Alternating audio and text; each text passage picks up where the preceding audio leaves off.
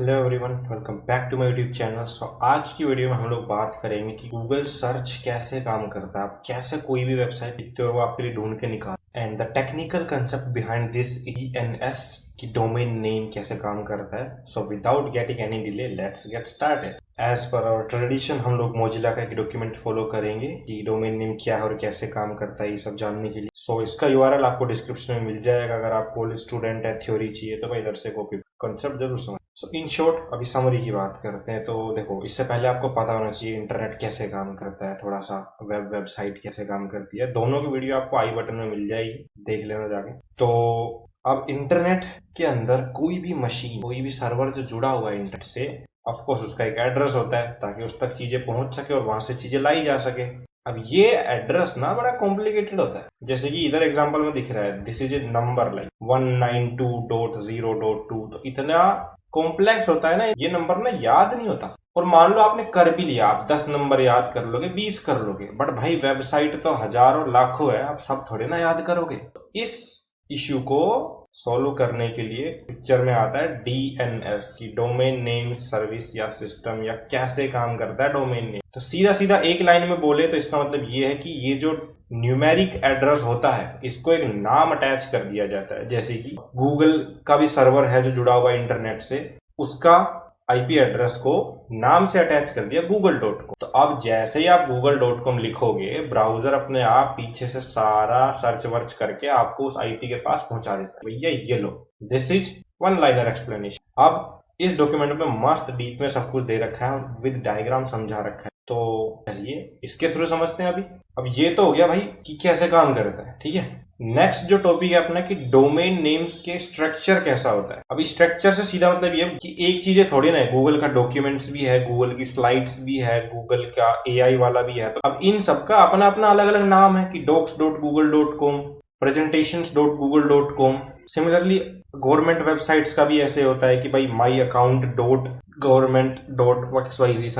Similarly ये चीजें बाकी वेबसाइट्स में भी देखने को मिलती है। So these are called the labels. ये सेक्शन इस पोस्ट का समझाता है कि डोमेन का स्ट्रक्चर कैसा होता है। तो सबसे पहले जो आता है वो होता है टॉप लेवल डोमेन। जैसे कि इस एग्जांपल में .org आ रहा है। सिमिलरली अपन ने देखा है .com देखा है, .in देखा है, गवर्नमेंट वेबसाइट्स के लिए .gov हमने देखा है। तो that is called the top level domain. अब उसके अंदर आप कितने ही छोटे छोटे डोमेन्स बना सकते, बट ऑफ कोर्स उनके भी अपने अपने रूल्स है कि भाई सब डोमेन में आप सिर्फ A से लेके Z तक अल्फाबेट्स यूज कर सकते हो और न्यूमेरिकल वैल्यूज यूज कर सकते हो 0 to 9। उसकी एक लेंथ फिक्स है कि इससे ज्यादा लंबा सब डोमेन्स नहीं हो सकता। और हाइफन आ सकता है, लेकिन मेक श्योर कि सब डोमेन हाइफन से ही स्टार्ट नहीं होना चाहिए। वो सब मस्त लिखा है डॉक्यूमेंट में। ये एक अच्छा एग्जाम्पल है कि भाई this is also kind of a sub domain. सो इन सब डोमेन्स को बोलते हैं लेबल्स। कि भाई जैसे एग्जाम्पल्स में इन्होंने लिखा है developer.mozilla.org। So org is the top level domain, Mozilla is the level 1 and similarly developer is the level 2। इतना ठीक है भाई, समझ में आ गया। अब अगला क्वेश्चन क्या है कि भाई मैंने अपना सर्वर ले लिया नेट पे, अब मैं कहां से खरीदूं डोमेन नेम। तो डोमेन नेम खरीदने के लिए आपको रजिस्ट्रार के पास जाना पड़ता है। जैसे GoDaddy, BigRock, ये सब बड़े बड़े रजिस्ट्रार्स है जो आपको डोमेन नेम देते हैं कि भाई आप यहाँ पे आओ, सर्च करो क्या ये डोमेन नेम। अगर किसी ने नहीं ले रखा है तो आपको वो दे देते हैं, और किसी ने पहले ही ले रखा है, जैसे google.com ऑलरेडी ले रखा है, तो वो भाई आपको नहीं मिल सकता। तो अभी तक चीजें समझ में आई अपन को, ठीक है भाई, अपन जाके ले सकते हैं। अब आप बोलोगे भाई मेरे को कैसे पता किसने क्या ले रखा है, कौन सा डोमेन नेम नहीं ले रखा है। तो भाई ये एक लिनक्स की कमांड है, बट सीधी सी बात है, आप जो भी आपको देखना है ना, ब्राउजर पे लिख के एंटर मार देना। अगर वो ले रखा है किसी ने तो खुल जाएगा कि उसके ऊपर भाई ये वेबसाइट चल रही है। अब मैंने डाल दिया mozilla xyz.org। अब भाई ये किसने ले ही नहीं रखा तो कुछ खुलता ही नहीं है, तो आप इसको खरीद सकते। तो भाई ऐसे आप खरीदते हो डोमेन। तो ये यहाँ पे काफी अच्छी स्ट्रेट फॉरवर्ड लाइन्स बता रखी है कि भाई रजिस्ट्रार के पास जाओ, अपना सर्च करो डोमेन नेम, और भाई उसके लिए हर साल आपको पे करना पड़ेगा, ताकि आप यूज नहीं कर रहे हो तो कोई और उसको ले ले, वरना तो भाई सारे बुक ही हो जाएंगे। DNS रिफ्रेशिंग मतलब ये है कि भाई आपने कोई बिजनेस सोचा, आपने उसका डोमेन नेम खरीद लिया वेबसाइट का, तो एक बार वो डोमेन नेम